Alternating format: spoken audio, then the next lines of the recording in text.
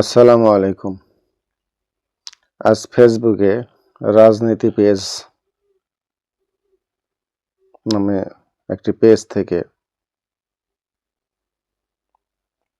5ই আগস্টের একটি ভিডিও চিত্র সম্মিলিত কিছু বক্তব্য শুনলাম। তো এটা আমি কোনো অথেন্টিক সোর্স থেকে যাচাই করি নাই বা সেভাবে পর্যালোচনা করি নাই, তবে কথাগুলো আমার কাছে বেশ গ্রহণযোগ্য মনে হয়েছে। তথ্যগুলি হয়তো কিছুটা এরকমই হতে পারে, আপনারা শুনুন বুঝতে পারবেন। কিন্তু এই পালানোর দৃশ্য ভিডিও করে ভাইরাল করেছিল কে? এই প্রশ্নের জবাব খুঁজতে গিয়ে বেরিয়ে এসেছে এমন এক ভয়ঙ্কর সত্য যা শুনলে আপনার গায়ে কাঁটা দিয়ে উঠবে। শেখ হাসিনা পালিয়ে গেছে, শেখ হাসিনা নাই, শেখ হাসিনা চলে গেছে, শেখ হাসিনা পালায় না। আপনি কি জানেন একটা সাধারণ মোবাইল ভিডিও কিভাবে উন্মোচন করলো বাংলাদেশের ইতিহাসের সবচেয়ে বড় গোয়েন্দা কেলেঙ্কারি? 2024 সালের 5ই অগস্ট ঢাকা রাস্তায় ছাত্র জনতার গর্জন, এক দফা এক দাবি, স্বৈরাচারের পতন। রাজপথে কোটি কোটি মানুষের পদধ্বনি, গন্তব্য একটাই, ফ্যাসিবাদের বাসভবন, গণভবন। আর ঠিক সেই মুহূর্তেই কুর্মিটলা বিমানবন্দর থেকে হেলিকপ্টারে করে পালিয়ে গেলেন শেখ হাসিনা। কিন্তু এই পালানোর দৃশ্য ভিডিও করে ভাইরাল করেছিল কে? এই প্রশ্নের জবাব খুঁজতে গিয়ে বেরিয়ে এসেছে এমন এক ভয়ঙ্কর সত্য যা শুনলে আপনার গায়ে কাঁটা দিয়ে উঠবে। আজকে জানবো কিভাবে একটা মোবাইল ফোনের ফরেনসিক থেকে ধরা পড়ল ভারতীয় গোয়েন্দা সংস্থা রয়ের পুরো নেটওয়ার্ক, কিভাবে বিমান বাহিনীর ভেতরে বাসা বেঁধেছিল বিদেশি চরেরা, আর কিভাবে একের পর এক গ্রেফতার হলো সেই সব বিশ্বাসঘাতকরা। এটা শুধুমাত্র একটা ইন্টেলিজেন্স ইনভেস্টিগেশনের গল্প নয়, এটা আমাদের বাংলাদেশের সার্বভৌমত্ব আর নিরাপত্তার উপর বড় একটা প্রশ্নবোধক চিহ্ন এঁকে দিয়েছে। 5 অগস্ট 2024 দুপুরবেলা ঢাকা জুড়ে অভ্যুত্থানের আগুন, আর ঠিক সেই সময়ই সামাজিক যোগাযোগ মাধ্যমে ভাইরাল হয়ে গেল একটি ভিডিও। পালাইছে রে পালাইছে, শেখ হাসিনা পালাইছে। এই স্লোগানটি সেদিন সারা দেশে ছড়িয়ে পড়েছিল এই ভিডিওর কারণেই। কিন্তু প্রশ্ন হলো, ঠিক ওই মুহূর্তে কঠোর নিরাপত্তার ভেতরে শেখ হাসিনা যখন দেশ ছেড়ে পালাচ্ছে, এই ভিডিও কে করেছে? কুর্মিটলা বিমানবন্দর তো সাধারণ মানুষের জন্য নিষিদ্ধ এলাকা। বিমান বাহিনীর এয়ার ইন্টেলিজেন্স দল কাজ শুরু করলো। তারা ভিডিওটির অ্যাঙ্গেল দেখলো, দূরত্ব মাপলো, ক্যামেরার মুভমেন্ট বিশ্লেষণ করলো, আর তখনই তারা বুঝতে পারলো এই ভিডিওটি ধারণ করা হয়েছে অফিসার্স মেসের একটি নির্দিষ্ট কক্ষ থেকে। সেই কক্ষটা ছিল ফ্লাইট লেফটেন্যান্ট রিফাত আশরাফির। রিফাত আশরাফি নামটা মনে রাখবেন, কারণ এই মানুষটার মোবাইল ফোন থেকেই শুরু হবে এক ভয়ঙ্কর আবিষ্কার। তদন্তকারীরা রিফাতের মোবাইল জব্দ করলো, ফরেনসিক করার জন্য পাঠানো হলো বিশেষজ্ঞদের কাছে, আর তখনই বেরিয়ে এলো চমকপ্রদ তথ্য। আর এই ভিডিও শুধু রিফাত একাই করেননি, তার পেছনে ছিল আরো বড় একটা পরিকল্পনা। আমার দেশ পত্রিকার অনুসন্ধানী প্রতিবেদনে বেরিয়ে এসেছে রিফাতের মোবাইল ফরেনসিক করতে গিয়ে তদন্তকারীরা একটি নাম পেল, স্কোয়াড্রন লিডার আব্দুল্লাহ ইবনে আলতাফ, যিনি কিনা বিমান বাহিনীতে একজন সম্মানিত অফিসার, সবার কাছে পরিচিত একজন দেশপ্রেমিক সৈনিক হিসেবে। কিন্তু আসল পরিচয়টা ছিল সম্পূর্ণ আলাদা। স্কোয়াড্রন লিডার আলতাফ আন্ডার কাভারে কাজ করত ভারতীয় গোয়েন্দা সংস্থা রয়ের হয়ে। তিনি ছিলেন রয়ের একজন সক্রিয় এজেন্ট। 2024 সালের 14 অগস্ট ডিজিএফআই এর একটি বিশেষ দল আলতাফের বাড়িতে অভিযান চালালো। তার ব্যক্তিগত গাড়ি তল্লাশি করার সময় যা পাওয়া গেল সেটা দেখে সবার চোখ কপালে উঠল। গাড়ি থেকে বেরিয়ে এলো দুটি অত্যাধুনিক অস্ত্র, FNP9 আর SIGP-229। এটা ভারতীয় প্যারা কমান্ডোদের ব্যবহৃত বিশেষ অস্ত্র। কিন্তু এটাই শেষ নয়, গাড়িতে পাওয়া গেল নগদ 1 কোটি টাকা আর বিভিন্ন ইলেকট্রনিক ডিভাইস, যেগুলো ব্যবহার করা হয় গোয়েন্দাগিরির কাজে। আলতাফকে গ্রেফতার করা হলো, কাশিমপুর হাই সিকিউরিটি প্রিজনে পাঠানো হলো। কোর্ট মার্শালে তার 10 বছরের সাজা হয়েছে। কিন্তু আলতাফের গ্রেফতারের পর যা বেরিয়ে এলো সেটা আরো ভয়ানক। জিজ্ঞাসাবাদে আলতাফ যা স্বীকার করলো সেটা শুনে তদন্তকারীদের মাথা ঘুরে গেল। তিনি জানালেন তিনি একা নন, বিমান বাহিনীর ভেতরে রয়ের একটি পূর্ণাঙ্গ নেটওয়ার্ক তৈরি করা হয়েছে। বহু উচ্চপদস্থ কর্মকর্তা জড়িত এই চক্রে। তদন্ত করতে গিয়ে 6 জন উচ্চপদস্থ কর্মকর্তার নাম বেরিয়ে এলো। Air vice marshal M Awal Hossain, air vice marshal Zahidul Sayeed, air commodore Aminul Haque, group captain Faruk, group captain Shamim, wing commander Saeed Mohammad. এই সবার বিরুদ্ধে রয়ের সাথে যোগাযোগের প্রমাণ পাওয়া গেছে। তদন্ত চলছে, সবাইকে বাধ্যতামূলক অবসরে পাঠানো হয়েছে। এখন আসি সব থেকে ইন্টারেস্টিং পার্টে। কিভাবে অফিসারদের জালে ফেলেছিল। তদন্তে জানা গেছে আলতাফ রয়ের কাছ থেকে পেয়েছিলেন একটি ব্র্যান্ড নিউ হুন্ডাই গাড়ি। শুধু তাই নয়, নিয়মিত তার কাছে নারীদের পাঠাতো, প্রভাব আর প্রলোভনে আটকে ফেলতো। এটাই হলো রর কৌশল। প্রথমে প্রলোভন দেখায়, তারপর ব্ল্যাকমেইল করে। কিন্তু এই গোয়েন্দা চক্র শুধু বিমান বাহিনীতেই সীমাবদ্ধ ছিল না। আলতাফের জিজ্ঞাসাবাদ চলতে থাকলো, আর প্রতিদিন বেরিয়ে আসতে থাকলো নতুন নতুন নাম। 4 জন পুলিশ কর্মকর্তার নাম এলো যারা রয়ের নেটওয়ার্কে জড়িত। ডেপুটি কমিশনার জসিমউদ্দিন মোল্লা, এডিসি রফিকুল ইসলাম, তানজিল আহমেদ, এপিবিএন এর এএসপি রফিকুল ইসলাম। কিন্তু সবচেয়ে বড় ধাক্কা এলো যখন আলতাফের ঘনিষ্ঠ বন্ধুর নাম বেরিয়ে এলো। টিবির গুলশান জোনের সহকারী পুলিশ কমিশনার ইফতেখার মাহমুদ। ইফতেখারকে গোপনে গ্রেফতার করা হলো। শুরুতে ইফতেখার অস্ত্রসহ হাউস অ্যারেস্ট ছিলেন, পরে গ্রেফতার দেখানো হয়। এই তদন্তের মাধ্যমে একটি ভয়ানক সত্য বেরিয়ে এসেছে। বাংলাদেশের সামরিক কাঠামোর ভেতরে বিদেশি গোয়েন্দা সংস্থার অনুপ্রবেশ এখন আর আশঙ্কা নয়, এটা বাস্তব সত্য।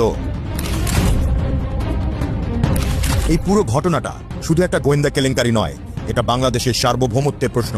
ভাবুন তো, একটি বিদেশি গোয়েন্দা সংস্থা আমাদের সামরিক বাহিনীতে এভাবে ঢুকে পড়েছে, আর তারা আমাদের সকল গোপন তথ্য পেয়ে যাচ্ছে, আমাদের নিরাপত্তা পরিকল্পনা জানছে। এর মানে হলো আমাদের জাতীয় নিরাপত্তা মারাত্মক ঝুঁকিতে ছিল। কোনো গুরুত্বপূর্ণ সিদ্ধান্ত নেওয়ার আগেই সেটা চলে যেত প্রতিবেশী দেশের কাছে। এই নেটওয়ার্কের কতটা গভীর শেকড় ছিল আর কে কে জড়িত, এই প্রশ্নগুলো এখনো রহস্যে ঢাকা। সেনাবাহিনী, ডিজিএফআই আর এয়ার ইন্টেলিজেন্স একসাথে কাজ করছে এই চক্র সম্পূর্ণভাবে ভেঙে দিতে। তারা বার্তা দিয়েছে বাংলাদেশের মাটিতে বিদেশি গোয়েন্দাদের কোনো জায়গা নেই। একটি মোবাইল ভিডিও, একটা ফাঁস হওয়া দৃশ্য, আর তার থেকে বেরিয়ে আসছে একটা গোয়েন্দা চক্র। এই ঘটনা আমাদের চোখে আঙ্গুল দিয়ে দেখিয়ে দিয়েছে যে আধুনিক যুগের যুদ্ধ শুধু সীমান্তে হয় না, সেটা হয় আমাদের ঘরের ভেতরেও। রয়ের এই নেটওয়ার্ক শুধু তথ্য সংগ্রহ করত না, তারা প্রভাব বিস্তারও করত, আমাদের সিদ্ধান্ত গ্রহণ করার প্রক্রিয়ায় হস্তক্ষেপ করত। এটা ছিল এক ধরনের শ্যাডো ওয়ার, যে যুদ্ধে আমরা জানতেই পারি না কে আমাদের বন্ধু আর কে শত্রু। কিন্তু এখন আমরা সতর্ক। এই চক্র ভেঙে দেওয়ার মানে শুধু অপরাধী শনাক্ত নয়, এটা আমাদের স্বাধীনতা আর নিরাপত্তার লড়াই। এই লড়াই এখনো চলছে, কারণ আমাদের দেশের ভেতরে থাকা এই ছায়া শত্রুরা আজও সক্রিয় থাকতে পারে। আজকে যে গল্পটা শুনলেন, এটা একটা সতর্কতার গল্প। একটা মোবাইল ভিডিও কিভাবে উন্মোচন করতে পারে পুরো গোয়েন্দা নেটওয়ার্ক। শেখ হাসিনার পালানোর সেই ভিডিও হয়তো ইতিহাসের মোড় ঘুরিয়ে দিয়েছে, কিন্তু সেই ভিডিও রহস্য উদ্ঘাটন করে আমরা জানতে পেরেছি আরো বড় একটা সত্য। আমাদের দেশের নিরাপত্তা ব্যবস্থায় কতটা গভীরভাবে ঢুকে পড়েছিল বিদেশি গোয়েন্দারা, আর কিভাবে তারা আমাদের সবচেয়ে গুরুত্বপূর্ণ প্রতিষ্ঠানগুলোতে নিজেদের লোক বসিয়েছিল। এই ঘটনা শুধু অতীতের কথা নয়, এটা ভবিষ্যতের জন্য সতর্ক বার্তা। আমাদের সবসময় সজাগ থাকতে হবে, কারণ ছায়া যুদ্ধ কখনো থামে না। ন্যায় বিচার হবে আর আমাদের দেশ এগিয়ে যাবে। বাংলাদেশ আওয়ামী লীগ এই দেশেরই বা আমাদেরই মানুষ দ্বারা পরিচালিত একটি রাজনৈতিক দল ছিল, আছে। এবং এই রাজনীতির সঙ্গে জড়িত যে সমস্ত ভাই বোনেরা আছেন, তারা হয়তো আমাদেরই আত্মীয় স্বজন, খুব কাছের কেউ, নিকট আত্মীয়, ভাই ব্রাদার বা চাচা খালু, যাই কিছু বলেন, আমাদেরই লোকজন সব। তারা আমাদেরই পরিচিত, আমাদেরই আশপাশে থাকে। সমস্যা একটা দল নিয়ে কখনো হয় না, কারণ এরকম আরো অনেক দল আছে বাংলাদেশে।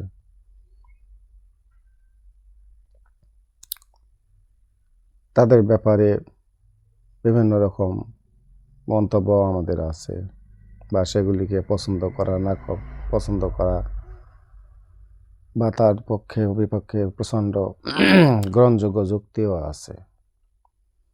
বা এইভাবেই যুগ যুগ ধরে চলে আসতেছে, স্বাধীনতার পর থেকে এ পর্যন্ত চলেই আসতেছে। শুধুমাত্র জামাতে ইসলাম সম্পর্কে অনেক জ্ঞানীজনের মন্তব্য যে পাকিস্তান যখন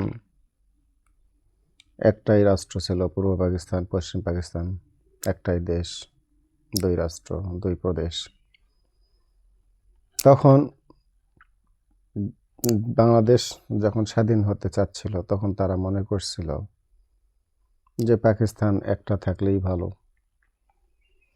যে সরকার আছে সেই সরকার হয়তো খারাপ, তাকে সরাই দিলেই তো হয়, সরকার পরিবর্তন করা যায় কিন্তু রাষ্ট্র ভাঙ্গা ঠিক নয়, এমন মন্তব্য তারা প্রকাশ করছিল।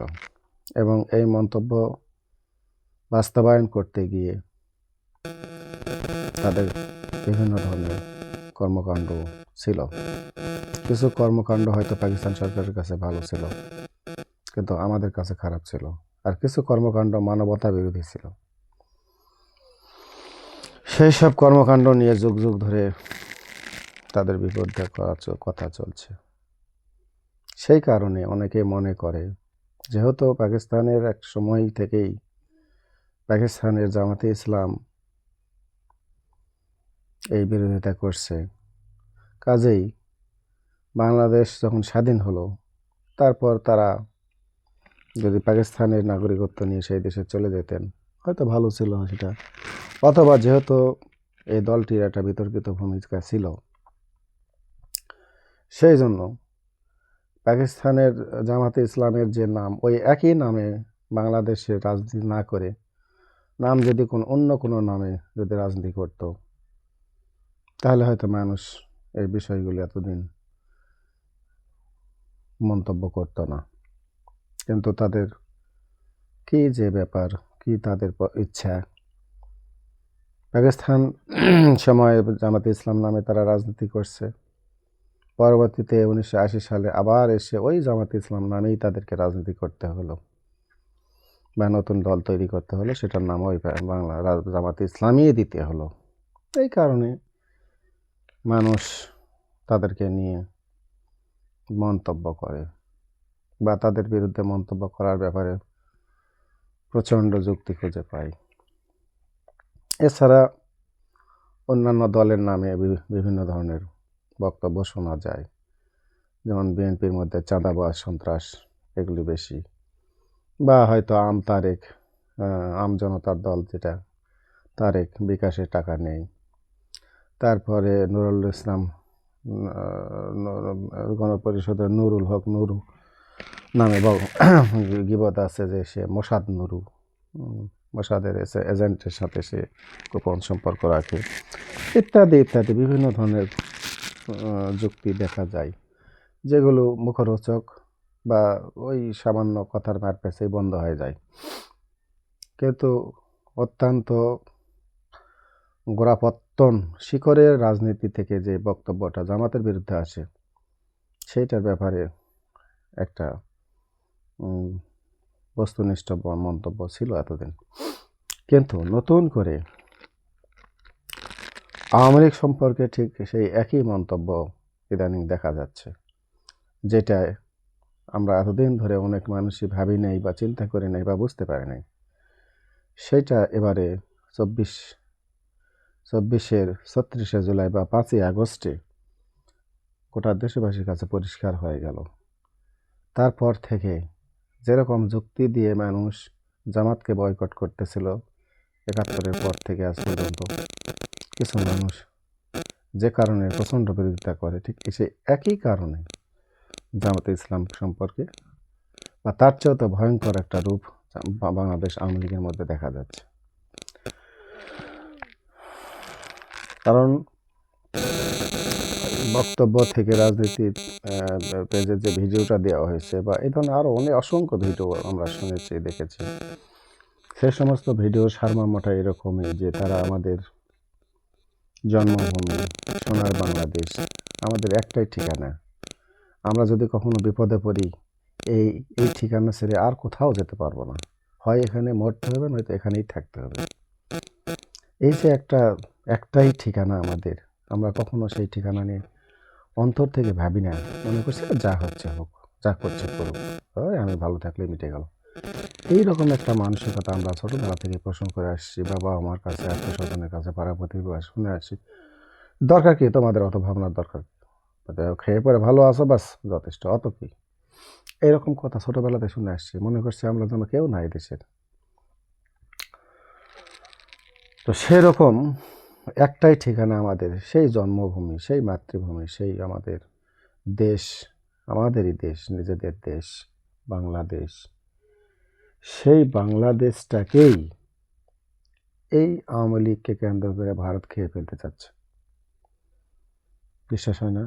খেয়ে দিতে চাচ্ছে সিকিমের মতো করে।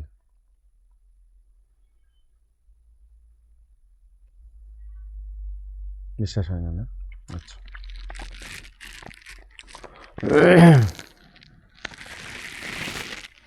কাশ্মীর, কাশ্মীরের জনগণ বুঝতেছে স্বাধীনতা কি জিনিস।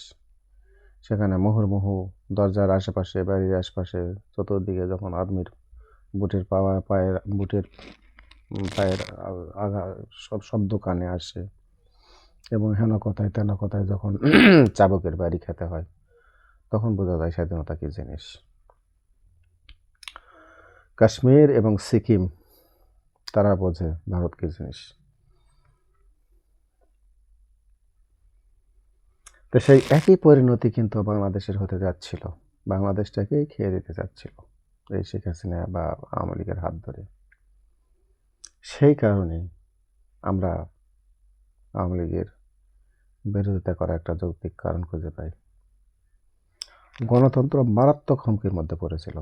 বিগত 16 বছরে তিনটা নির্বাচন সে তার ইচ্ছা মতো করছে। দেশ তো কারো ব্যক্তিগত সম্পত্তি না, বা কারো পৈতৃক ভিটামাটি না, এটা তো আমাদের জন্মভূমি। আমার যেমন মূল্য এখানে আছে, ঠিক রাস্তার একজন ভিখারি যে কাজকর্ম করতে পারে না, যে অন্যের সাহায্য নিয়ে বেঁচে থাকে, সরকারি বিভিন্ন অনুদান নিয়ে বেঁচে থাকে, সেও তো দেশেরই নাগরিক, তারও সে একই অধিকার আছে। সেই দেশটাকে যদি কেউ অন্যের হাতে তুলে দিতে চায়, বা তাকে এমনভাবে আশ্রয় প্রশ্রয় লালন পালন করছে যে সে আমার বিডিআরকে হত্যা করছে, সে আমার আর্মিকে নিয়ন্ত্রণ করছে, সে আমার পুলিশ প্রশাসনকে নিয়ন্ত্রণ করছে, সে দেশের রন্ধ্রে রন্ধ্রে তার গোপন বাহিনী বা র দ্বারা নিয়ন্ত্রণ করতে চাচ্ছে, এগুলি যদি শোনা যায়, দেখা যায়, তখন কি হবে? 16টি বছর কোনো নির্বাচন করতে দেওয়া হয় নাই, মনে হয়েছিল এটা তাদের বাপের পৈতৃক ভিটামাটি। এই বাস্তবতাকেই তারা প্রতিষ্ঠিত করতে চাইছে। এবং ফ্যাসিবাদকে প্রাতিষ্ঠানিক রূপ লাভ করছে, দিয়েছে। তারা এদেশে উন্নয়নের নামে যে সমস্ত কর্মকাণ্ড করে, সেখান থেকে 70% 80% টাকা লুটপাট করে বিদেশে পাঠায়, বিভিন্ন ব্যাংকগুলোকে গায়েব করে দেয়। এগুলি যখন আমরা দেখি, আমরা তো আর একবারে মূর্খ লোক নয়। আমরা অনলাইন বুঝলে, পত্রপত্রিকা বা নিজেরাও নিজেদের প্রতিষ্ঠান বা আশপাশের প্রতিষ্ঠান সম্পর্কে যখন বুঝতে দেখি, তখন এই চিত্রটা ফুটে ওঠে যে এখান থেকে সব কিছু খেয়ে দেওয়া হচ্ছে, লুটপাট করা হচ্ছে, করে বিদেশে পাচার করা হচ্ছে।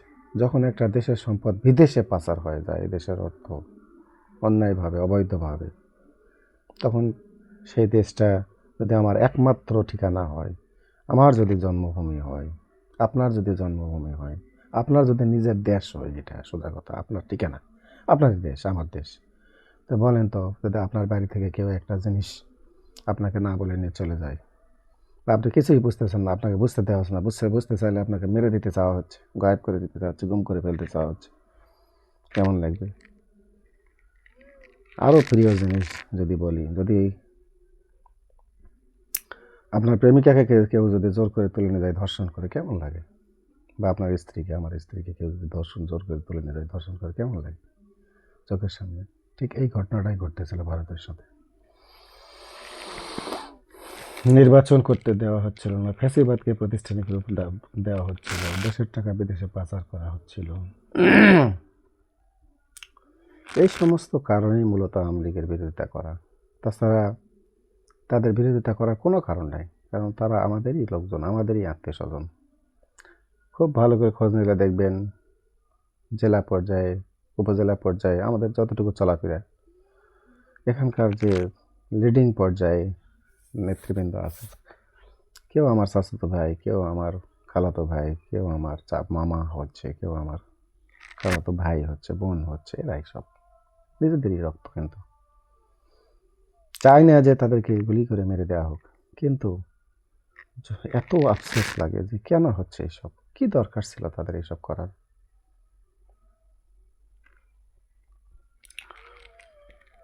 যখন শুনি দেশমাতার জন্য সর্বোচ্চ গ্রহণযোগ্য কোনো দল বা ব্যক্তি বা গোষ্ঠী আমার দেশের জন্য, আমার ঠিকানার জন্য ভয়ঙ্কর ঝুঁকিপূর্ণ, তখন কি তাকে আর সহজভাবে মেনে নেওয়া যায়? এই যে হাদি নামে যে ছেলেটা, শরীফ ওসমান হাদি, আমাদের চেয়ে অনেক জুনিয়র, ছোট ভাই, কি কি ধরনের কথাবার্তাগুলি বলতো, এবং তার ব্যক্তিগত লাইফ স্টাইল দেখলে মনে হয় সে খুব সাধারণ একটা ছেলে, কিন্তু প্রতিবাদী কণ্ঠ। হাদি একজন ব্যক্তি নয়, একটা ইনস্টিটিউটে পরিণত হয়েছিল। সে দেশের কথা বলছিল, মানুষের কথা বলছিল, সে শান্তির কথা বলছিল, কিন্তু তাকে শেষ করে দেওয়া হলো কেন? এর দ্বারা কি বোঝাতে চাওয়া হচ্ছে? কোত্থেকে শেষ করা হলো? পরিকল্পনা কোথায় হলো? ভারতে বসে, ভারত থেকে এসে মেরে দেওয়া হলো, আবার ভারতেই স্বাধীনভাবে চলে যাওয়া হচ্ছে। তার মানে কি, কার পারপাস সার্ভ করা হচ্ছে এখানে? ভারতের। আমরা কি ভারতের অঙ্গরাজ্য? এত অপরাধ সম্ভবত পাকিস্তানও করেনি। বর্তমান ভারত আমাদের সাথে যে অপরাধ করছে, কিন্তু অত্যন্ত দুঃখের সঙ্গে বলতে হচ্ছে, এই যে দলটাকে আমরা প্রত্যাখ্যান করলাম, তিরস্কার করলাম, নিষিদ্ধ করলাম, কিন্তু দেশের কল্যাণে অন্য কোনো একটি দল গিয়ে এগিয়ে এসেছিল? আজও পর্যন্ত সেটা পাওয়া যায়নি। বাধ্য হয়ে মানুষ হাদিদের উপরে হুমড়ি খাই পড়ছে, মনে করছে এটাই বিশ্বস্ত ঠিকানা। নাগরিকরা তার দেশের, তার জন্মভূমির নিরাপত্তা চাচ্ছিল হাদিদের হাত ধরে। তাই তো হাদিকে নিয়ে এত এত কথা, এত এত দুঃখ প্রকাশ, এত কষ্ট, এত কান্না। একজন ব্যক্তি রাস্তায় অ্যাক্সিডেন্ট হয়ে মারা যেতে পারে, জমির জমির দখলদারি ঠেকাতে গিয়ে মারা যেতে পারে, কথা কাটাকাটির পাশে ঝড় থাপ্পড় মারতে মারতে মারা যেতে পারে। কত ঘটনাই তো ঘটছে দেশে, কিন্তু একটা হাদির মৃত্যু গোটা দেশের কান্না। কারণটা কি? কারণ আমার ঠিকানার ভালো একজন রক্ষক খুঁজতেছিলাম আমরা। হাদি হয়তো সেটাই হতে পারত, বা হাদির হাত ধরে একটা ইনস্টিটিউট গড়ে উঠতে পারত, এটাই বিশ্বাস ছিল মানুষের। ভাবুন, নিজের দেশ আমার দেশ, এটাই আমার ঠিকানা, এইভাবে ভাবতে থাকুন। আসসালামু আলাইকুম।